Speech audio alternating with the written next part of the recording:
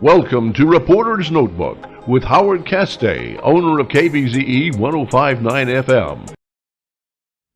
Okay, Facebook, thanks for joining us. You are looking at the president of the board of the Louisiana Shrimp and Petroleum Festival, Mr. Nelson Cortez, and the director of the Louisiana Shrimp and Petroleum Festival, Miss Haley Thomas.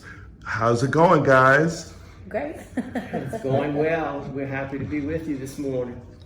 The countdown is on. When does the Shrimp Festival officially kick off? The first event is this coming weekend, which of course is the coronation. When did the Shrimp Festival start? 1936, a simple blessing of the fleet. The pastor of Sacred Heart Church came down to the river with some parishioners and blessed the fleet, and it all began there. And this is again the 87th year of the festival, but the first one in 2 years, correct, Haley? Yes, that is correct. Tell everybody about what they can look forward to. Yeah, so of course we've dealt with a lot of heartbreak since 2019, our last event. That's the year I was actually hired, so I've had to cancel both of the festivals that I've been in charge of, which is really disheartening, of course. But I think it's really kind of reminded everyone here, as well as the further reach of that, just what is so special about our event. And so, of course, you're going to see some of the classics: the Blessing of the Fleet, the Mass in the Park, the Carnival, all those things that you really look forward to. But you're going to see some new events. Hopefully some improvements, and we've really kind of been running with the mindset of just bigger and better, this rebirth after the struggles of COVID, as well as other things that we've all had to kind of deal with. Talk about a couple of the new events. Yeah, so I think the biggest one of our new events is our Petro Pit area. It is a VIP section. All the information is available on our website, so I won't get into the specifics. But there's just, it'll be fanned, a tented area in close proximity to the music stage, as well as some other exclusive events that you can only find within the event. Tickets are very limited. We're only selling a few of them in the grand scheme of things. There's a private restroom, as well as just some other fun stuff that you'll see festival weekend if you buy a ticket. Okay, and how much are the tickets? Yeah, the tickets are $65, and that will gain you access to the Petro Pit for the Saturday and the Sunday and festival weekend, and it will operate from 2 to 11 each day. Now, from what I understand, that's kind of a roped off area of the park, right? Yes. Can you tell everybody about where it is? Sure, it'll be on the sidewalk side of the gazebo, kind of like an L to the music stage. So the music stage is here, and the Petro Pit will run down that sidewalk right there. Okay, and how does that affect the gazebo? Because that was the location of the best seat in the house, correct? Yeah, so Best Seats in the House is not happening this year. That's not an event that will carry over. The police will still use that throughout the weekend to kind of monitor the park, but it will not butt up against the gazebo at all. It'll remain on the side, so all that middle section will still be open to the public to sit and listen to the music. You can expect the same setup, everything with the stage. All right, and Mr. Cortez, I know this is not your first festival. No. You're kind of a veteran. What's giving you the passion to continue working and serving on the board?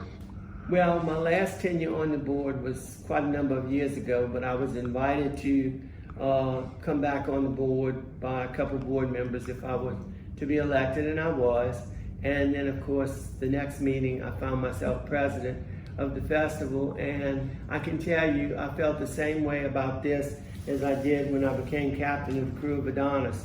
You really don't know what's going on till you walk in the shoes of the people who've done it. But it's a long time part of my family's life. My late father was a shrimper, and we've always been involved in some facet or another. Primarily my sister, Madge Seymour, and one of her friends, Deborah Tabor, actually started the craft show, which has run uninterrupted until the COVID episode. And it's just caring for the city and caring for the festival, something that is such a part of the city of Morgan City and Berwick and Patterson. Now, speaking of crafters, Haley, how many crafters are going to be here this year? I do not have the final tally as of right now. They still come in every day. You'll expect to see around 100 of them, I'm pretty sure. So it won't be as full as maybe it has been in the past, but we don't really expect it to be that empty either. Okay, and let's talk about the rides. Give us the details on the rides. Yeah. Okay. So I don't know specifically what the carnival is bringing in. We're working with the same carnival company that has been here for numerous years, as far as I can remember. So they typically bring, similar things. I can tell you that the big Ferris wheel will be going up, and I know that's kind of the iconic thing when you see coming over the bridges. But we'll see what the carnival decides to bring. Is there going to be a pay one price on the ride tickets? There will be. That will be on Thursday as well as Monday. All the information is in the schedule of events. It should be on the Daily Review website as well as our brochure linked to our website as well. Labor Day itself. Nelson, tell us a little bit about what will be happening on Labor Day. We will be continuing activities in the park. The music stage will be open. We will have the vendors that are set up in the park with their food to continue to prepare food.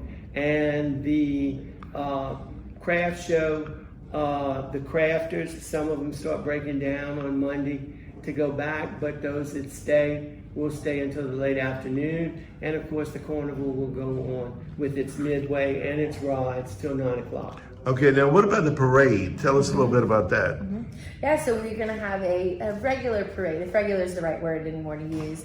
We'll have floats as well as some political candidates that will be riding. Some local bands will be marching. We also have some other participants from the general public, but it'll showcase, our maids, our visiting queens, our pages. Pretty much the typical parade, if you will. It will run at 2 o'clock this year instead of the normal 3 o'clock time. So we did push that up an hour, but the route and everything else is unchanged. All right, and how many units are going to be in the parade? Do you know yet? Not sure. That registration will kind of take place throughout this week. I can tell you there will be 4 floats, but as far as the rest of those things, we're kind of waiting to finalize that. Okay, all right. And let's talk a little bit about the food. Give us a little, let's whet everybody's appetite. Tell us a little bit about what's going to be out there. Yeah, I think you'll see all sorts of food. Anything that you're wanting to eat will be out there. There's definitely a showcase on seafood, particularly shrimp this year. A lot of our vendors are bringing that and preparing that in a bunch of different ways. We will have a vendor selling boiled shrimp, which I know is always the question. You will be able to get that underneath the bridge.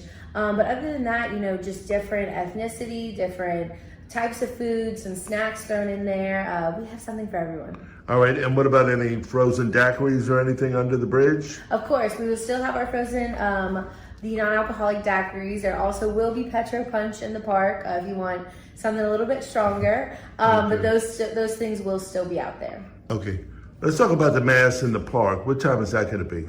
Starts at 8:30. On Sunday, correct? On Sunday, yes, sir, in City Park, unless, of course, weather would cause us to have to move it. But at this point, we don't foresee moving it. And immediately following that, we will be going across the river to Berwick, where the blessing and the toasting and so forth will take place. Okay. All right. Any final words?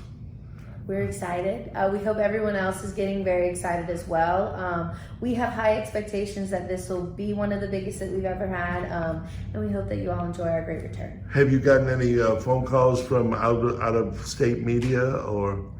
We've definitely gotten some phone calls from people from all over the place that are coming. I know Petro Pit specifically, we've had people buy tickets from as far as Texas. I think this is going to be a big draw to people outside of our area and hopefully people within that area as well. All right. Any final words, Nelson? Well, we do look forward to some media, outside media coming in, but a lot of times they don't tell us.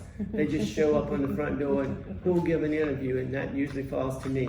But anyway, it is my pleasure to act as president, and on behalf of the board of directors, I'd like to thank all of our sponsors and also hope everyone will give us a shot, come out and enjoy. According to the local hoteliers, this should be a very, very well-attended festival. All right. Thank you.